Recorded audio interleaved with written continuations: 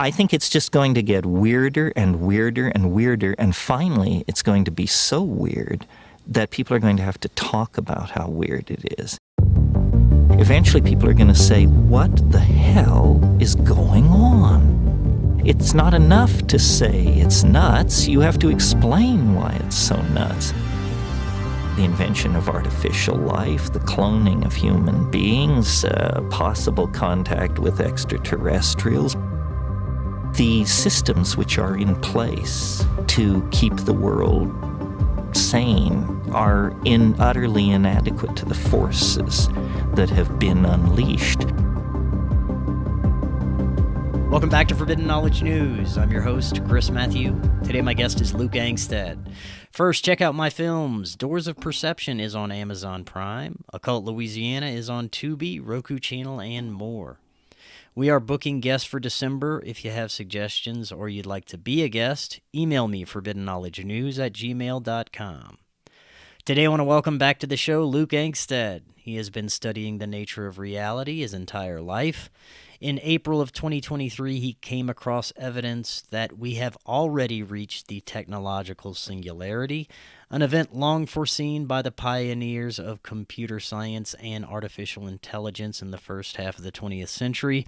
His work has been featured in articles on Graham Hancock's site, and his books can be found on Amazon. Luke, welcome back. How you doing? Doing well, Chris. How are you?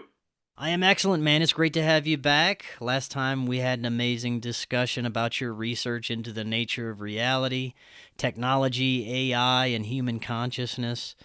Lately, I've been discussing how high-impact events like the Charlie Kirk assassination can have strange effects on reality. Predictive programming, occult symbolism in cinema, numerology, connecting dates and times, even decades apart. Many that are in the conspiracy world would have you believe that it's all orchestrated in a theatrical manner to place certain symbols in films, and names of people have esoteric connections, and it's 100% done knowingly by the lizard people. I don't know about that.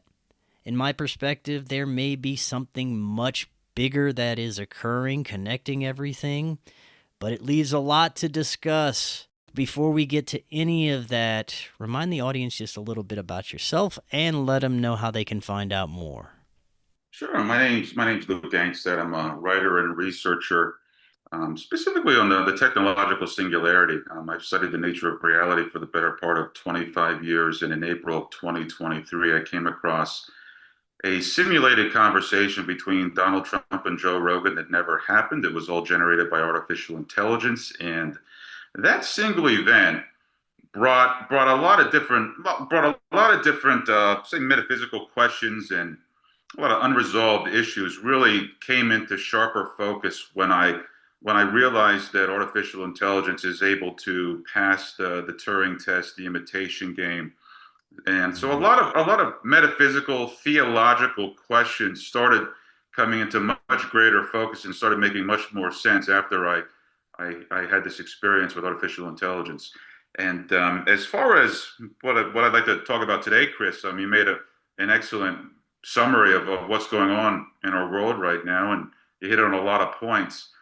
And I just want what I ultimately want to do is I want to, with my work, just remove people's fear. I mean, I think we live in such a confusing. You mentioned chaos and these grand chaotic events that happen that don't make any sense whatsoever, and but we recognize that there's a ton of symbolism, there's a ton of esoteric knowledge or a lot of esoteric themes that reach back into the far reaches of history, and it's really difficult to untangle the whole mess. And I think because it's so intricate, it compounds the fear and confusion, and it just keeps people in a vicious cycle of mental and spiritual paralysis, because it's damn near impossible to make heads or tails of it. So I think that where I'd like to go with this is try and talk about try and bring more illumination to the why is it happening, and how is it happening. And I think it all starts with what is the great work of the ages, and what are the Freemasons think that what is their great work, and this reaches back into the ancient world.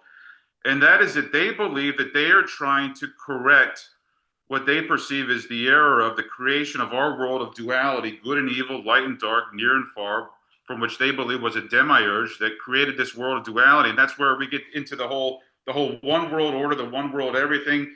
And we see it boiled down to with big pharma, big business, big everything, where where the world is run by one unified single governing body that controls everything. And this all harkens back to the ancient world. So I think that summarized maybe that I think more or less. I mean, it doesn't hit on all the points, but I mean it's a very brief overview of what's happening behind the shadows and the forces that operate within our government, and it's obviously far from comprehensive or exhaustive. And I don't want to give the impression that I'm even approaching giving something like that. But that's pretty much the what is that we see that the powers that be that function in government and behind the scenes in government are trying to correct what they perceive as the error of the creation of our world of duality. Now the why is so why are these events like why do we keep on seeing these grossly unnatural events like the Charlie Kirk assassination? We realize that it's following the same formula that they have been playing since the JFK assassination. And so the why of it is the why does it happen? So for example, like the Charlie Kirk. So we see something that we see an event that is intended to traumatize, all of the viewing public, whether it's Americans or people overseas or all across the world. If they say, well, it can happen in the United States, it can happen in our country as well. But we find more of these lone gunman assassinations happening in America, and it's always the young, awkward, early 20-something-year-old man who didn't have a lot of friends and has a long record of posting socially awkward comments on his social media feeds. And they always happen to climb up onto a building that's in clear sight, and nobody saw him climb up onto the building. But right after the shots are fired, all of it, like moments after the shots are fired, we have video evidence and pictures and photo evidence of the shooter on a roof.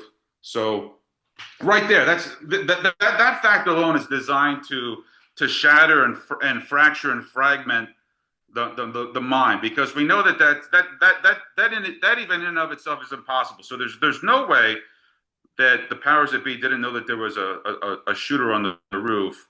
There is no way that they could have not known that he was on the roof, yet they would have known immediately after shots rang out that they knew exactly where he happened. So that event is simply impossible. And then we have the events of the guys behind stage giving the hand signals that are somehow are associated with military hand signals that a sniper was identified. So then we have that, and then we have 2 days later where his widow is going on stage giving her best Meryl Streep, giving a perfectly calculated political speech. Right. 15 minutes doing her very best Meryl Streep. We have the one, she's only crying out of one eye, and that's completely unnatural. And then so the point of all of this is, and we could go into all the details, but what we have with the Charlie Kirk assassination is that we have a political figure being shot in public, and then all that, which is designed to traumatize, telling the people of the world that you're not safe anywhere, and primarily the United States. And then all the associated details around it make no sense whatsoever. All of the details surrounding it are unnatural. None of them make sense. But I think that specifically they are completely unnatural. I mean, what kind of widow in her right mind would 2 days after her husband was ostensibly had his head blown off on the national stage would be prepared to go out 2 days later and give a perfectly prepared 16-minute political speech? And then we have the whole thing where they're holding his hands, and some of these details may seem trivial, but again, the whole thing is it's spooky, it's unnatural, and none of it makes sense whatsoever. And all these details, as they are unveiled to the public, are designed to further fracture the mind of the public, because that is how mind control works. That is how it's straight out of MK Ultra. So that is more or less, maybe that's the why and the how. So I'm conflating the why and the how, but this all goes back to the esoteric it goes back to something that is associated with the Sphinx. And now there is a very long um, belief that comes out of Persia. And this also actually comes out of Friedrich Nietzsche in The Birth of Tragedy, where he points out to the long held belief out of Persia that in order to that the best that the wisest magus, or I think, which are, I guess, members of the priesthood, they come from incest. They come from an unnatural, an enormously unnatural event leads to, well, not ultimately provide creating the wisest magus, but it also ties in with the Sphinx and this idea that in order for the Sphinx, which the Sphinx represents many things, but one of which it represents is the riddle of nature. What walks on four legs in the morning, two legs at noon, and three legs in the evening. And the answer to the Sphinx is man. So the answer to the riddle of nature is man. And the man, Oedipus Rex, who is able to penetrate the riddle of the Sphinx, which is ultimately penetrating the riddle of nature, what does he do? He kills his father, he murders his mother. So there are two enormously unnatural events. So there's nothing more unnatural than murdering your father, and there's nothing more unnatural than marrying your mother. But what we have here is you take two enormously unnatural events and you throw them together. Something akin to nuclear fusion occurs, and Mother Nature surrenders her secrets. And what is the secret? The riddle of life itself, it's man. So this is a highly esoteric idea of the idea that in order for us to break the spell of duality and to break, again, what the deep state, what the Freemasonic secret societies believe that they are doing, correcting what they perceive as the error of the creation of our world of duality, is that in order to they believe that they actually have to literally rupture the very fabric of nature itself in order to bring about this new world order, the new age. Again, it all goes back to biblical prophecy, which goes back to ancient Egypt, which goes back to knowledge that has been preserved and maintained and kept in secrecy since prior to the flood, prior to the end of the age. So essentially, ritual magic is what they're doing. It now, is, yes. My question is, how much control do they have over a specific event? How hands-on are they with any specific event? There seems to be so many layers that go into these operations that sometimes it seems like it's beyond anything humans can control. And at some point, there's this natural, mystical energy that takes over. What do you think? I agree. Yeah, I think the whole thing. I think like the whole thing is choreographed. I really do. I mean, and to the point where I couldn't make a value judgment one way or the other. I mean, for all I know, I mean, I wouldn't be surprised if Charlie Kirk, left his mortal coil, or if Charlie Kirk is sitting on a beach somewhere drinking Mai Tais and laughing his ass off. I mean, it really wouldn't surprise me. And I don't say that to make light of it or to be flippant about it, but it's to the point where when there's literally no reason for us to believe any of it, right? I mean, there's so, but that's where I'm at. We've gotten to a point where we have to question everything we see, especially if it's coming on the TV screen or social media. Yeah. How much of this is theater? Is, like you were saying, is it all theater? I think it's all theater, Chris. I do.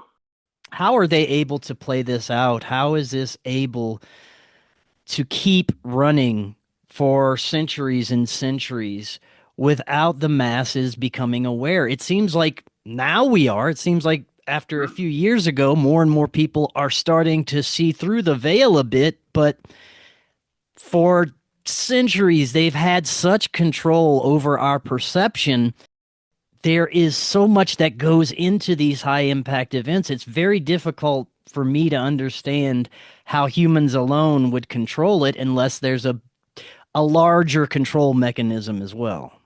Yeah, and you just circled back to some very very acute points that you made in your summary to start this podcast, and that is that there are forces beyond the human race. I mean, the whole the whole human circus, call it what you will, the drama comedy, uh, trauma, tragedy that's happening on this planet. There are forces that are orchestrating this that are beyond human control, and I think it goes beyond, whatever archontic demonic entities are residing in the fourth dimension and beyond. It goes beyond them as well. So I mean, obviously, we're touching on David Icke and the whole, and it's not just David Icke, but this idea that our world has been controlled by, whether it's, I mean, the lizard people, the reptilians. I mean, some of it, Yeah. you're putting yourself up to, you're you're easily laying yourself open to criticism and ridicule and what have you. But ultimately, I think it goes even beyond that. It goes beyond any individual race of beings, whether it's human beings or beings, some kind of dark demonic beings that reside in the fourth dimension and beyond. But it ultimately goes back. It ultimately goes back to esoteric knowledge and how our solar system and how the universe functions cyclically. And this specifically goes back to our sun, and our solar system is revolving. It's in orbit around a black hole. It's been referred to as a grand center in Vedic scriptures. It's been referred to as a galactic center, but it's in all likelihood a black hole within our Milky Way galaxy that our solar system revolves around. And depending upon where our sun and our solar system is in relationship to this black hole emits electromagnetic radiation that is in tune with the harmony and disharmony and the cyclical nature that regulates consciousness. And by that I mean the global collective consciousness moves back and forth from a golden age that is associated with heaven on earth, the Garden of Eden, the Golden Age, the Satya Yuga in the Vedic Hindu scriptures, and it moves cyclically from a point of this. This gets into Atlantis and Hyperborea and Lemuria and this advanced global civilization that was interconnected all across the globe, that we knew was there was so much anecdotal and circumstantial lore that this global advanced civilization was in existence prior to the end of the last ice age. It gets into, and why do civilizations decay? Why do civilizations collapse? Why does morality decay over time? And then why is there this? Why do all cultures, whether it's why do they all believe that we are eventually going to move into another higher, illuminated, harmonious age that has been expressed in the age of Aquarius, the end of the Mayan calendar in 2012. In the Bible, in the book of Revelation, it predicts the new Jerusalems, the new heaven and the new earth descending from heaven, moving us into a new age. But this idea of moving into another higher, ascending, harmonious age, we can find that all throughout history as well. So it points to the cyclical nature of civilizations.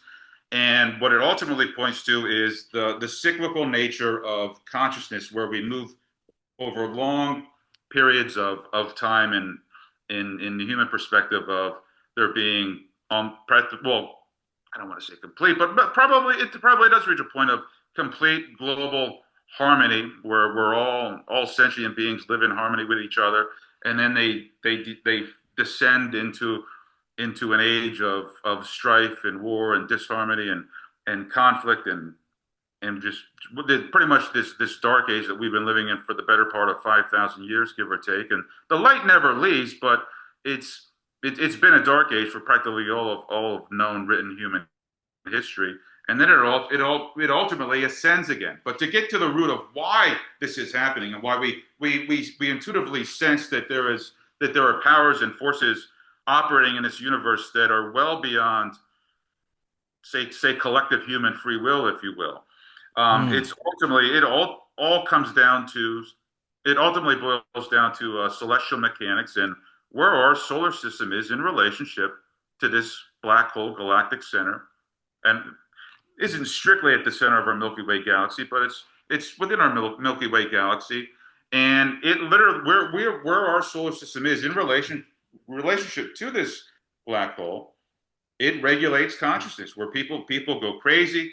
And then people eventually wake up over time once they feel enough pain and once they feel enough psychic conflict and It's psychic pain, and once enough people feel enough psychic pain, the world wakes up again, and we're seeing that awakening happening before our eyes, and it's a very it's gaining in momentum by the day, but it's been a slow, slug it out course over the course of several thousand years. But Yeah. it ultimately boils down to celestial mechanics, Chris. It really does.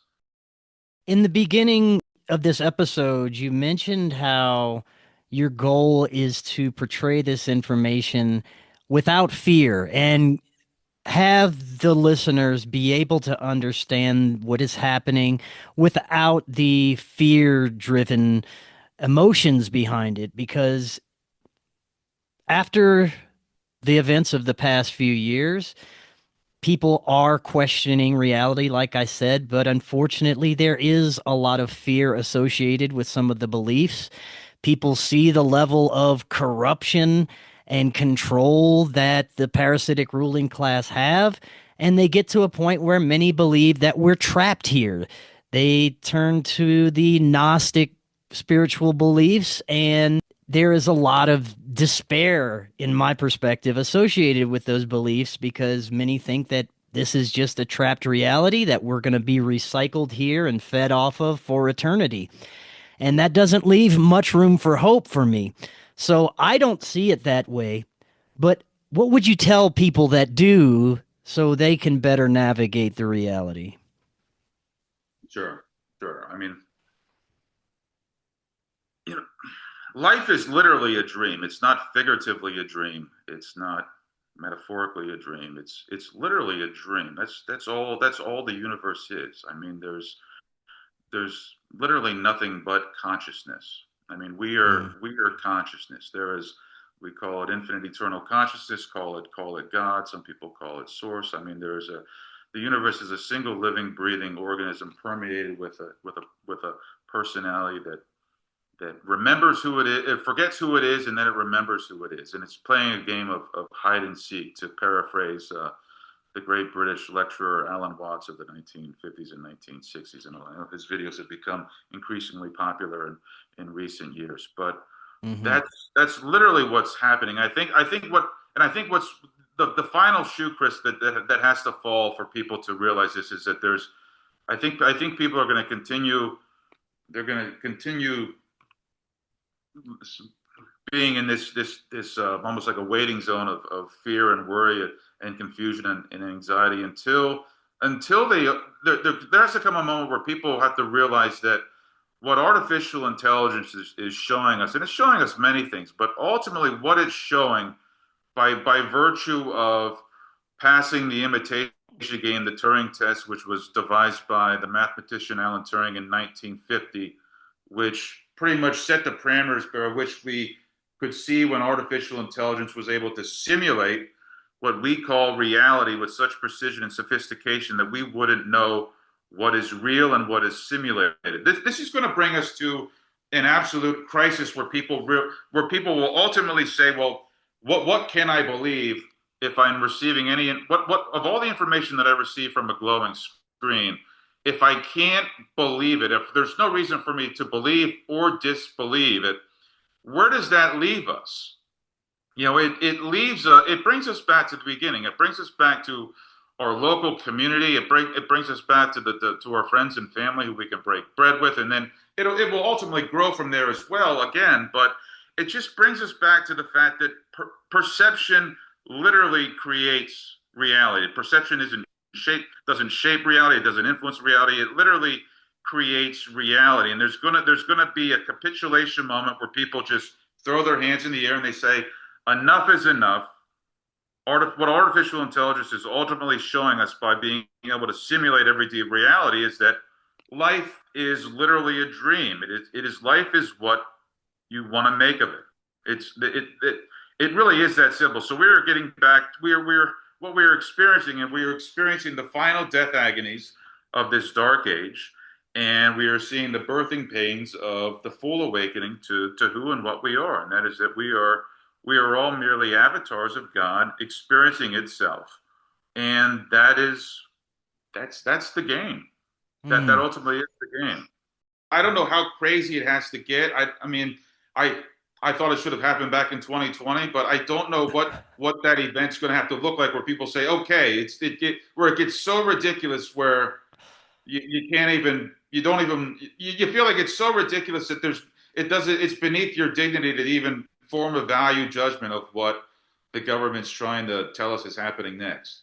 Well, we If that get makes so sense. desensitized to everything, and the changes are coming out so rapidly. AI is growing so fast. There's certain days where I think we're already at that point. I can't even scroll through social media anymore because it's getting so difficult to decipher what's real and what's not, and there's too much fake nonsense out there. So I just pretty much checked out myself.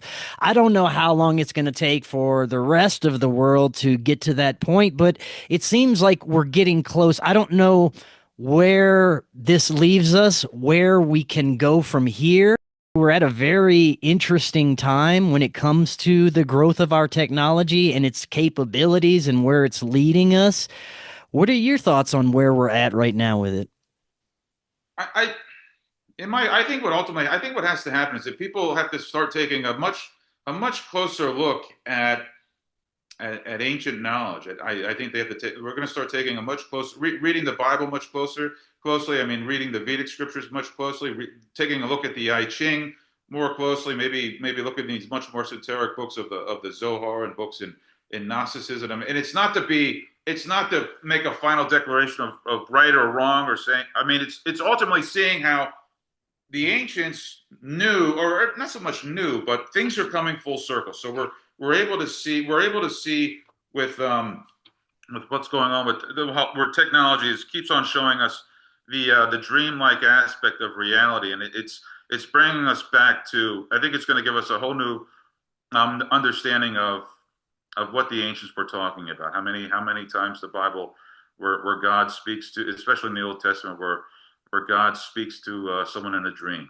Mm, or Paul is, I mean, is Paul's on the road to Damascus, and Jesus talks to him through a bright light in the sky, and there's always it's either some dream, there's always a dream-like unreality aspect to it all, and I think it's all coming, it's gonna come full circle. There's gonna come a point where people take a big breath and take a leap and let out a big breath of relief and say, okay, enough is enough. This is insane. How did it get that crazy? We simply have, it has to get to a point where they have absolutely zero trust, where no one has any trust whatsoever in the government and the powers that be.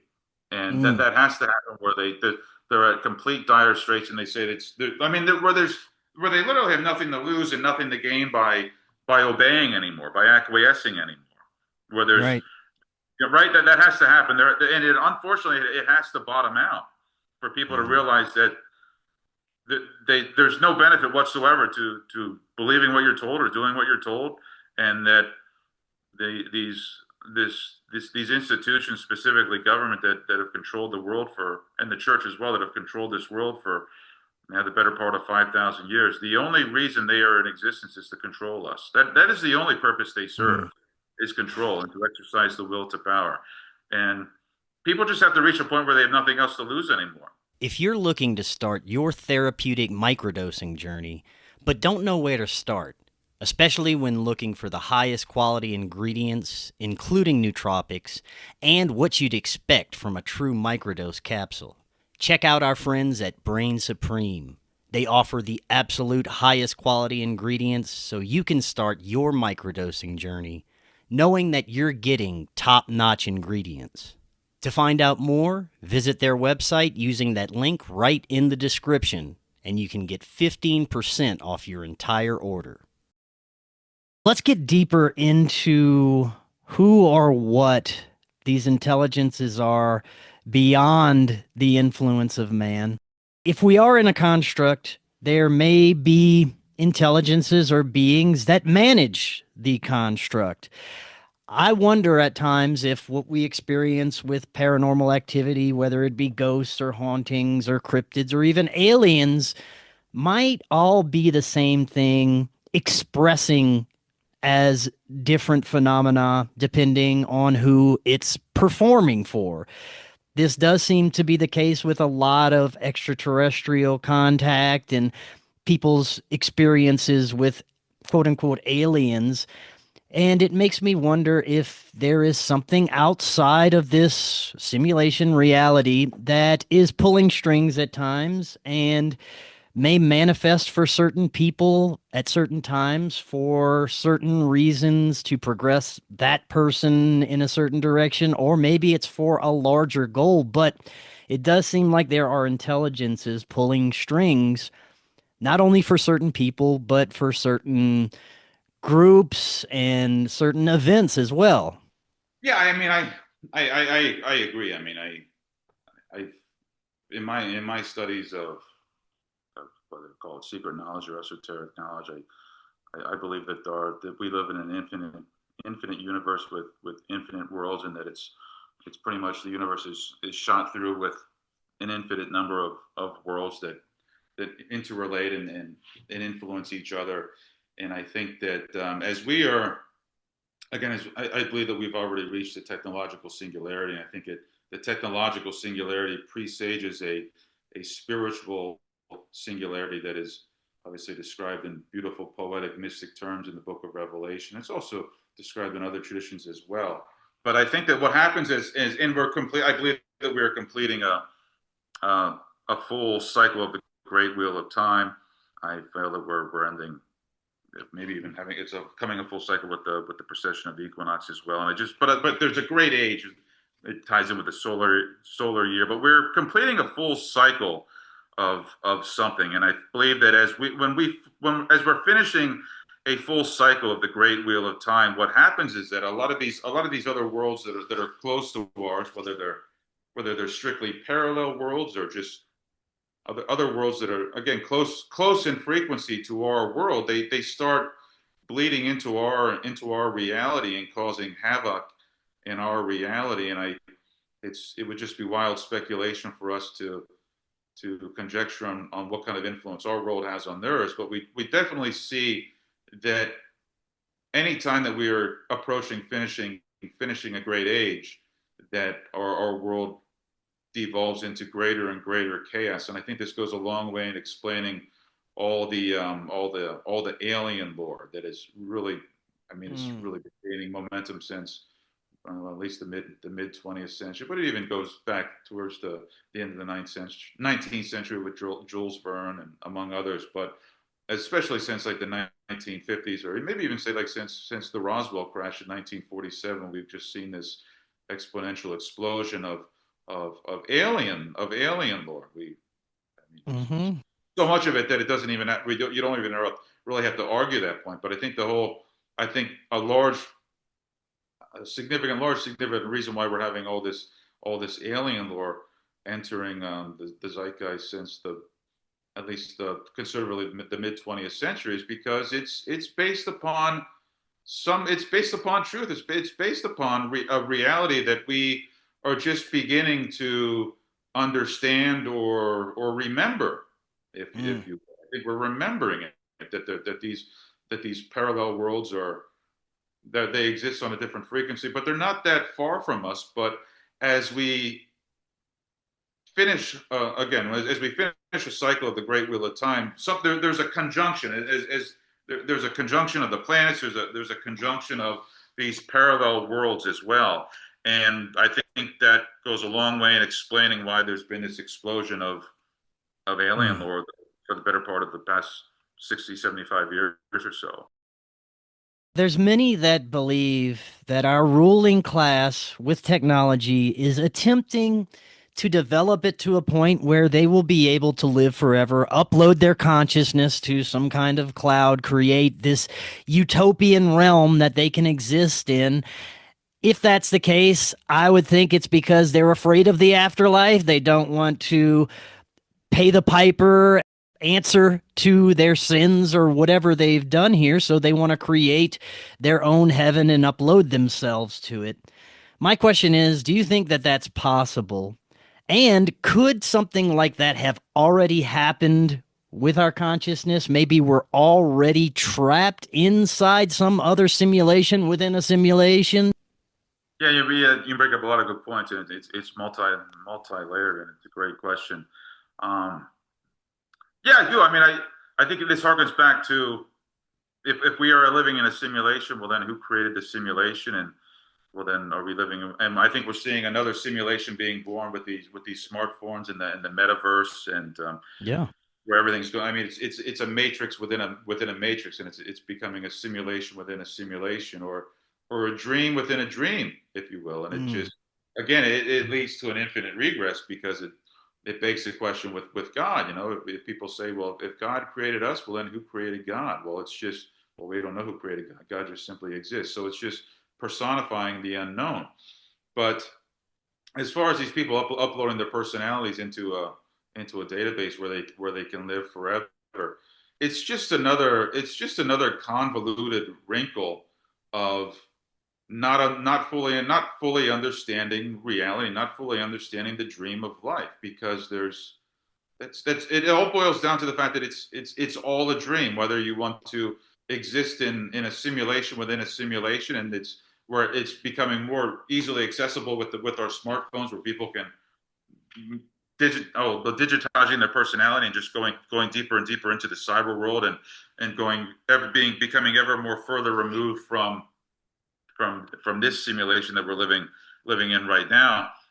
But ultimately, it gets back to it all goes back to the nature of reality, and that it's literally all a dream, and it's a question of, you know, what dream do you want to live in? Do you want to take this dream, that the dream that our government has been selling us for time immemorial? Do you want to take the dream within a dream with going into another simulation via the smartphone? It ultimately goes down to we're it's becoming much more easily and much more accessible to understanding the building blocks of reality, and what reality is, and whether or not the universe is a holographic universe. So there's a lot of evidence that we are living in a holographic universe, which lends so much more credence to the idea of the microcosm just being a representation of the macrocosm, so that the human being being a microcosm of the greater universe, and then the greater universe just being a microcosm of something else that's even larger on an order of magnitude that we can't even dream of. But again, are they uploading themselves to another a matrix or another simulation, or what? I mean, what you were mentioning earlier.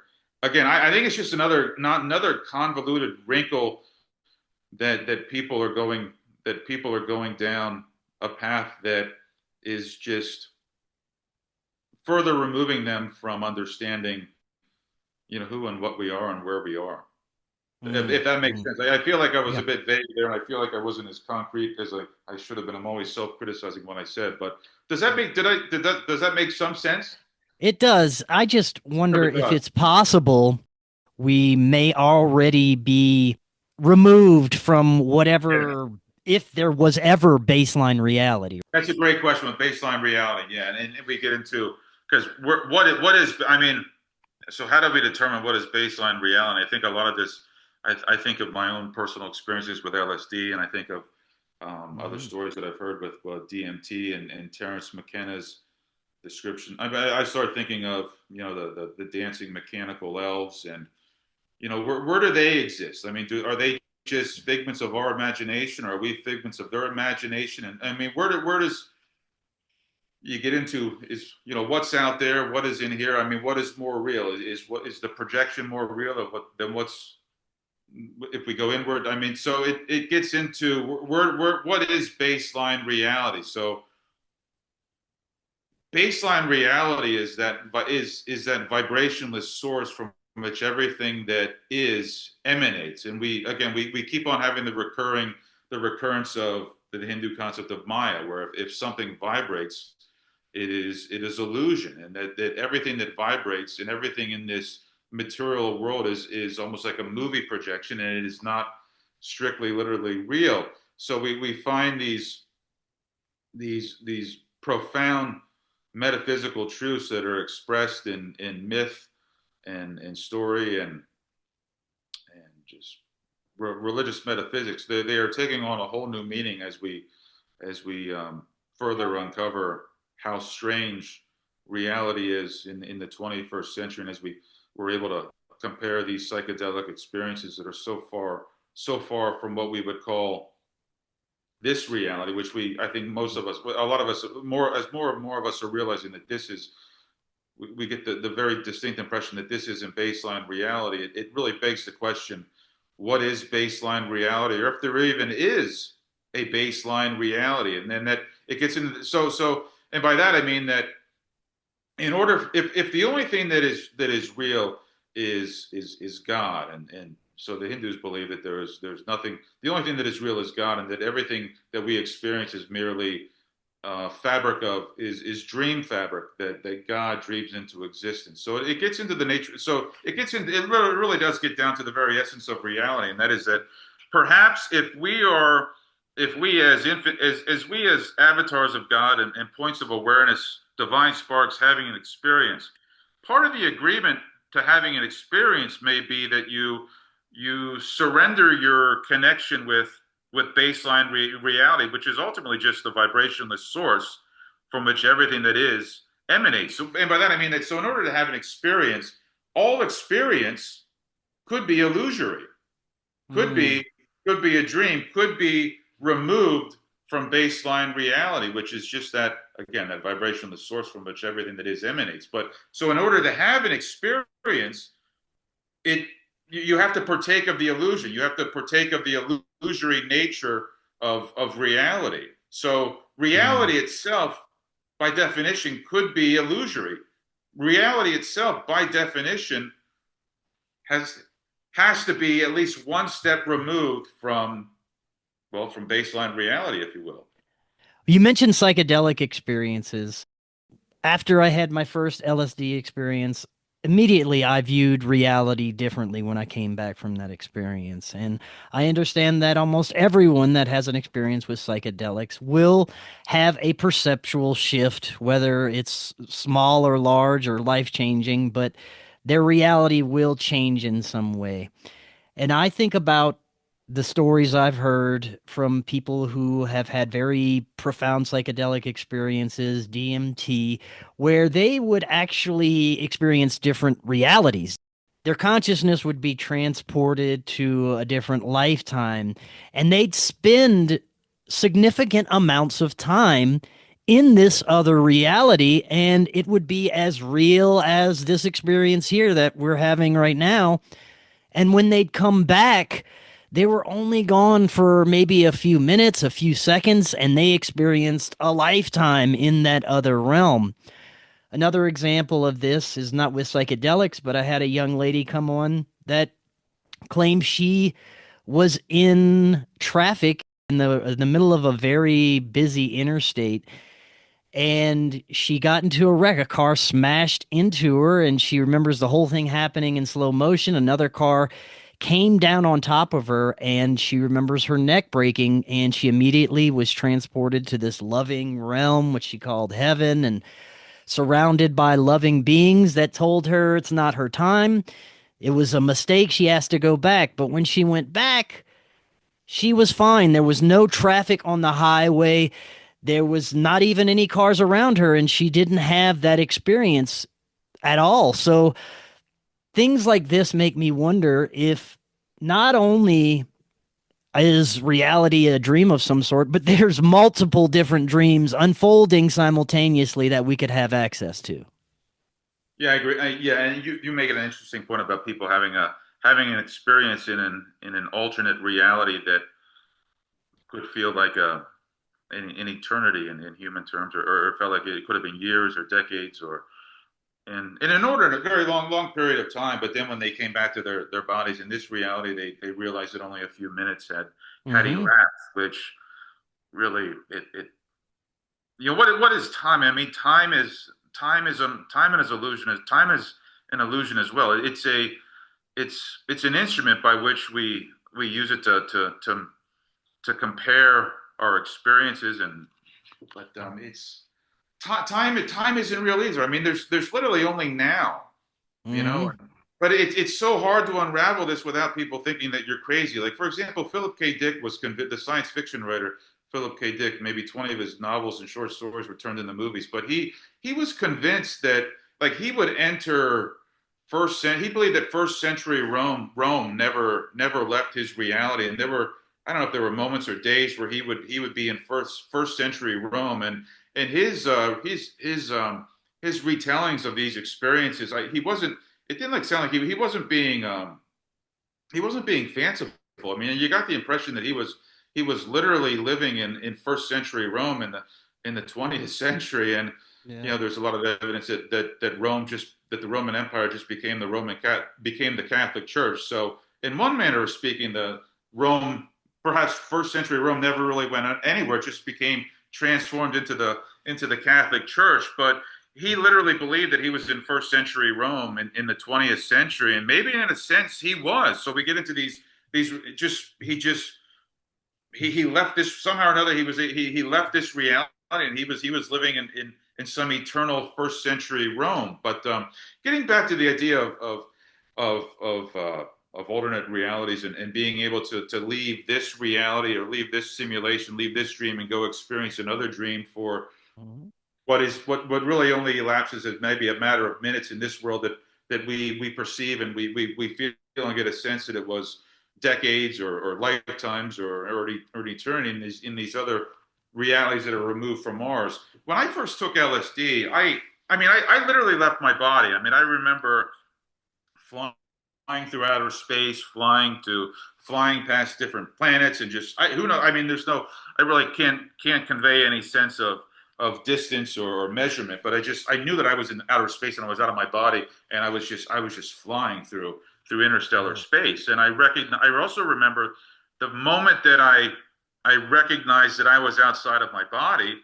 I started coming back to this reality, to this earth, and I was at I was on a hillside about 1,000 feet elevation, on the Big Island of Hawaii, near Kailua, Kona, Hawaii. So it was in a beautiful spot, and it's very easy to see the stars, especially at night. They have certain regulations where the lights on their road cut down considerably on the ambient light. That ambient light, that's why it's one of the greatest places to stargaze. Perhaps that lended itself to my experience. Perhaps it was just taking LSD for the first time. But ultimately, I remember leaving my body, and the moment that I recognized that I was outside of my body, I literally started flying back like Superman to my body. And Mm. as I was approaching my body, I remember seeing myself, sitting under a tent on the side of a mountain, just gazing out onto the ocean, or gazing out at the night. Had an ocean view of the moon and the reflection of the moon on the ocean. I remember seeing myself flying back like Superman to my body, and I saw myself sitting there. And then there was a moment where I just was Wow. back into my body, and I was like, what just happened? So Huh. I understand that out of body experience, viscerally, as well as any human being could experience that viscerally. But what it gave me, what my first LSD experience gave me, what I got was the overwhelming sense of unity. I mean, Mm. that's what I got. You get this sense of oneness, and I recur back to the impression that the universe is a single living, breathing organism having an experience. And I remember asking a good friend of mine who's no longer here, but he died over 10 years ago. But he was one of the guys who I first took LSD with, and I remember asking him, when he was, well, 40 years ago, he put his tongue to the blotter and took the equivalent of 300 hits of Ooh. LSD all at one time, which he talked about Yikes. entering alternate realities. But 30 would have been, well, maybe like 20 years after this. So I took LSD for the first time in 2007. But I remember asking him, I said, Henry, what did that experience teach you? And Henry just looked at me with the most beatific smile on his face, and he said, Luke, he said, what it taught me is that we are all the same person. That's what he Mm. said. He just looked at me Wow. with this peaceful, beatific St. Francis of Assisi smile on his face, and he said, Luke, we are all the same person. Mm. That is the secret to life. Mm. Well, this So when gets Jesus into said, something, if you're hurting these people over here, you're hurting me. I mean, he literally right? means it. Like, so, I mean, Right. these stories that are mystical and they're inscrutable and they're difficult to put them into concrete terms. I mean, they're actually literally the deeper you go into yourself, and the deeper you go into the mysteries of the universe, they make all the sense in the world, and they are difficult to penetrate, these mysteries. But once you do, it all comes full circle, and you realize that life itself has been doing everything it can to communicate this message in so many different ways, whether it's in parables, whether it's in aphorisms, whether it's in direct declarations that we are all the same person, whether it's in the maybe the cheeky expressions of Alan Watts saying that the universe is where the God, the creator, comes to the creation to play hide and seek with himself, which is a bit cheeky, and it's a bit but I mean it's I don't think it's not said with any it's meant it's said with love and lightheartedness. But I think that what you realize is that all these all the mysteries, you realize that all of history has been trying to tell us this message. And I think that it's coming to a head as this dark age, this era of the fall of man, as it's described in the Bible, and as the Hindu Vedic scriptures describe it as the Kali Yuga, as the world descends into madness. It ultimately ascends out of that madness. And hell, we have it even expressed in the trial and death of Socrates, as Socrates is arguing for the immortality of the soul. He's comparing it to the cycle of the 24-hour cycle, whereas as the night is darkest before the dawn, it gets darker and darker and darker, and then the sun comes above the horizon, and there's a burst of sunlight. And we have all these stories that some of them are prosaic, some of them are symbolic, but there's so much more than that too. It's the universe trying to tell us in so many different ways that it's just a dream. There's nothing else but God. All of existence, all of reality and multiple realities and ultimate realities and parallel realities, they're all merely playgrounds in which divine sparks, aspects of God, go to have an experience. And I think that knowledge, in some way, people are. I mean, no one's going to describe it the way I'm describing it. No one's going to describe it the way you're describing it, Chris. All of us have our own unique individual ways of describing it, and taking the totality of our life experiences and trying to put it into the best words we can. Or some people may describe it in a poem or a painting or a song or whatever the case may be, or maybe even just hugging somebody sincerely and letting them know that you love them without words, or whatever the case may be. We're expressing it in different ways, but this understanding, which is ultimately nonverbal, it's happening, rapidly, and it's increasing exponentially in its speed.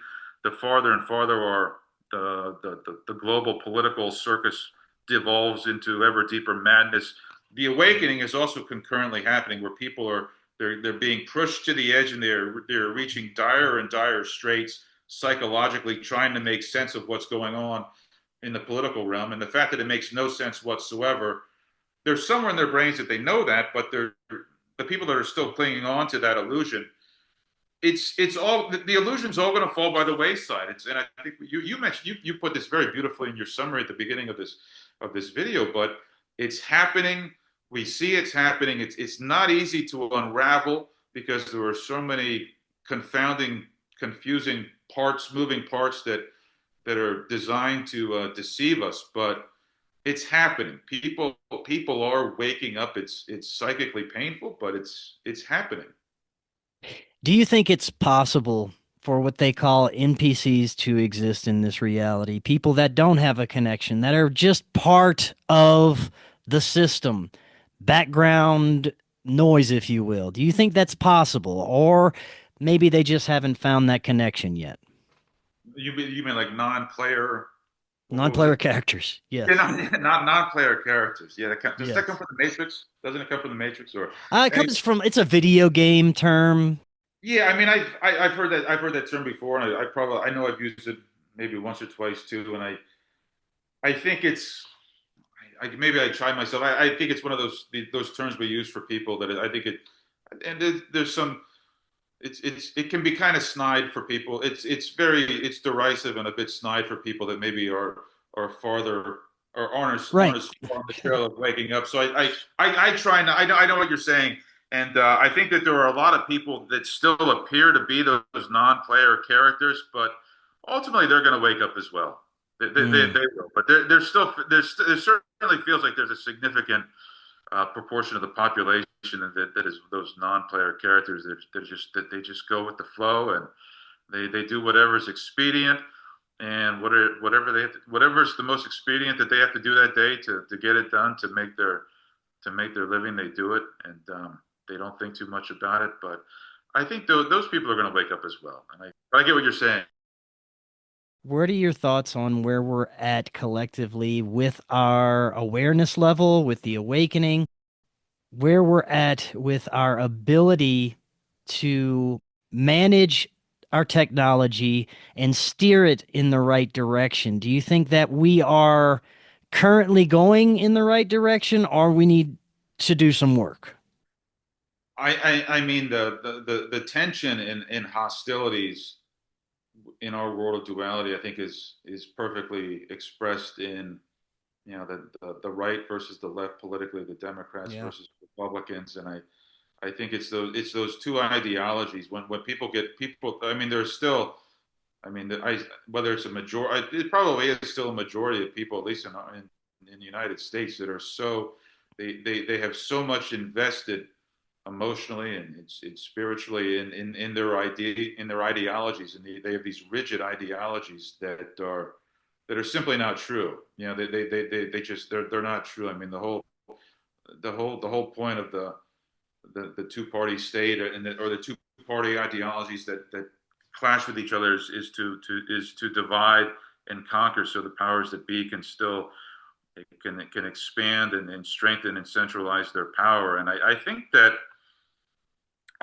there's just a cloud of uncertainty hanging over my head with how far we're going to go into this this Orwellian 1984 dystopia. I mean, how much control are they going to get of of the currency? Are they going to are they eventually going to be able to eliminate fiat currency? Is it all going to go to Well, it's social difficult credit because our corporation? entire lives Yeah. we have been under their thumb. We have been under the rulership of the parasitic ruling class. So it's impossible for us to know what reality would be like beyond that. I do have hope because people are waking up more than they ever have during my lifetime. But my question is, how much more is it going to require to break away from that control system? Yeah, I mean, I totally understand your question, and my that for me is how yeah, how bad does it have to get, right? I mean, Yeah. I think that's the question you're asking. That's the question I ask myself: is that how crazy does the news have to get, and how crazy do the social media feeds and the Facebook feeds, and just how far into utter madness is the world in one manner of speaking, in that perception, or how far are we going to go into that into the depths of madness with that until people say enough is enough? And that I don't know. Yeah, I mean, Mm. and it worries me. I mean, I won't lie. I mean, I have fear and anxiety associated with that, just the day to day with how crazy is it going to get day to day. I mean, because I think unfortunately I think we may still have a long way to go with that. I mean Mm. and there's a point where I hope I'm wrong. I'm hoping that it's going to continue to accelerate to such an extent where there is going to be there's going to be a psychic break with enough people in the world that will put into motion an energetic shift where we will just raise global consciousness instantaneously. And I believe that's a very plausible possibility. But there's also a part of me that thinks that it could get a lot worse before it gets better. I don't know Mm. though. Yeah. I do know that our individual perception has such immense power. And if you get a collective amount of people that reflect that same energy and that same understanding, it can be tremendously powerful. But in my own experience, for my life, as long as I have a perspective that is above water and it's not doom and gloom, that will carry on into my reality and will reflect in my reality as well. The better we perceive our reality to be, it seems the better it is.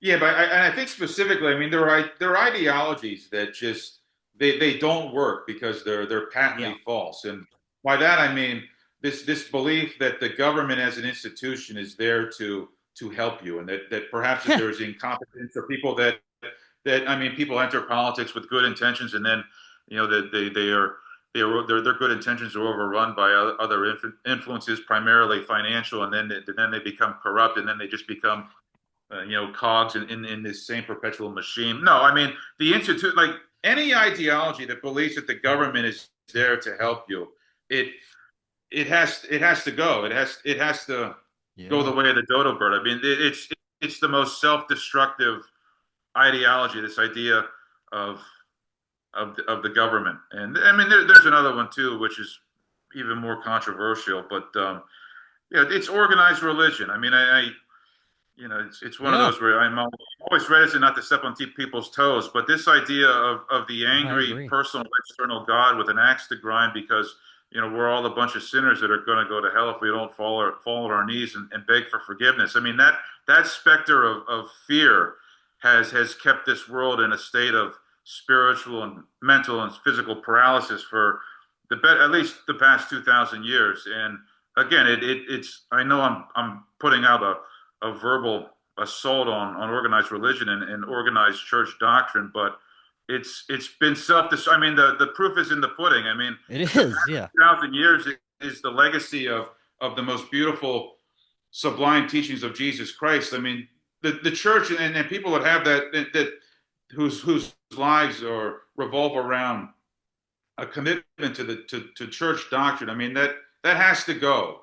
That's Mm. and that's a painful one, and it can make you persona non grata with a lot of people, but it just simply doesn't work. You don't you can't square that circle or circle that square with the idea of a loving God that's going to send you to hell for all of eternity, where you're going to be gnashing and weeping and crying out for respite, but you're not going to find any respite for all of eternity, and you're going to just be tortured for all of eternity. It's hard to rationalize or reconcile the fear and the specter of that hanging over a person's head with this loving entity, this loving being as well. But it's so destructive. Like it's Mm. just it has led to so much psychic pain for the past 2 millennia. I mean, if you look at church history and you look at the Inquisition, the Order of the Fays, and everything, and Yeah. just I mean, you look at what led to. I mean, you look at how much slaughter and how much murder has been done from disputing whether or not Jesus is literally in the wafer, or if the wafer just represents the body of Christ. I mean, it's the wine literally Jesus's blood, or is it a representation of Mm. Jesus's blood? I mean, it just the transubstantiation alone has led to so much suffering over history. It's just ridiculous, And then Yeah. maybe someone has to say it at some point, but it's just absolutely ridiculous. And even penal substitution, the idea that did Christ go to? Did he take our place, or is the whole teachings of Christ when Jesus says, when you think of the Beatitudes and the Sermon on the Mount, and he says, "Follow me." I mean, he says, "I'm showing you, I'm showing you how to manifest the kingdom of God," and it starts with finding the God within our hearts and by loving people relentlessly to the point where, I mean, even forgiveness. I think about when Peter says, "Rabbi, how many times should I forgive my neighbor? Should I forgive him 7 times?" And Jesus says, "No, 70 times 7." What he's telling you is that you're just pushing forgiveness to the point where it's even forgiveness as a concept will eventually vanish. Will vanish as an afterthought, because it will even go beyond second nature, because we are getting to the point where all these little petty squabbles and quarrels and confrontations and disagreements that we have with each other, we have to push beyond it to such an extent where it's metaphysical. I mean, it's going to force us Mm. to look at the metaphysical meaning of these ancient teachings and what they're really telling us, and Yeah. what they're telling us with metaphor and aphorism and allegory. They're telling us, they're teaching us how to not just how to coexist with each other, but how to love each other. I mean, just simply how to create. You manifest the kingdom of God by by pure love. That's what it is. It's pure love, and you can just say, well, you manifest the kingdom of God by pure love. But how do you convey that to people? I mean, how do you get to the point? How do you convey that message to someone where they completely integrate that into their spirit?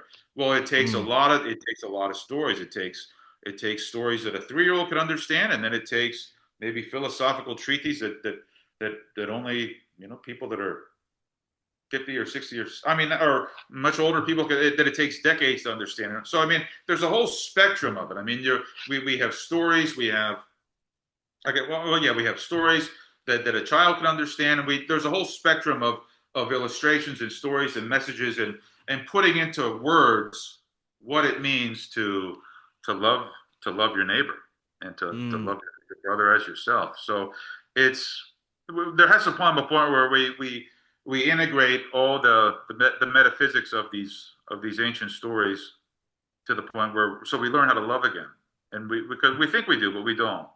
And Yeah. I include myself with that as well. There will come a point where we will have to integrate those teachings and words into action and into our lives and have it be fundamental, a foundation for what humanity should be. 100%. Luke, this was great. Thank you so much. Before you go, remind the audience how they can find out more about you and any closing thoughts you have. Sure. There's going to be a link to my website in the video notes to this as well, what it was with the first podcast. And they can also find me on Amazon. I have 3 books for sale on Amazon. There are 2 specifically relating to the technological singularity and its connection with ancient knowledge. Those are titled We Are It, The Return of Pure Cosmic Consciousness, and Into the Great Beyond, The Return of Pure Cosmic Consciousness. And if they want a nice introduction to my work, they can find there are 3 articles published on Graham Hancock's website. So if they just go to grahamhancock.com, they can type in my name in the article section, and they can get a I'd say a fairly decent introduction to my work on the technological singularity and tying together ancient knowledge to what's going on with artificial intelligence in our smartphones today. Awesome. Luke, thank you again. We will definitely be doing this again in the future. Endless content we could share with the audience. And until next time, everyone, have an excellent evening. We'll talk again tomorrow. Hello, friends. I am so excited to tell you about Independent Media Token. Independent Media Token is a brand new way to show your support for independent media without having to donate a dime. Independent Media Token is a cryptocurrency on the Solana blockchain designed to generate funds to promote and foster the growth of independent content creators, allowing them to engage in their art without having to worry about being demonetized. Through a network of media partners, of which you yourself can become a part of, Independent Media Token's goal is to ensure the powers that be can never cut off all of our areas of funding and censor the only free voices left in the world. Join the movement today. You can pick up Independent Media Token using Phantom Wallet or the Solana wallet of your choice, where you can easily swap your Solana for IMT. Grab some IMT today and remember to always know your team. To learn more, visit independentmediatoken.com or use the link right in the description. Are you and your family prepared for an emergency? Maybe the fake alien invasion? Now is the time to prepare yourself and your family for any event. Check out Prep Starts Now. Their mission is to provide high-quality preparedness products that empower individuals and families to be ready for any situation. They're committed to delivering reliable, trusted gear to ensure your safety, security, and peace of mind in times of need. Their product selection is carefully curated to provide you with the essential gear you need to stay prepared. From emergency kits to tactical tools, every item is chosen for its reliability and practicality. Prep Starts Now understands the importance of family, and their goal is to equip you with everything you need to build a solid plan for your family's preparedness.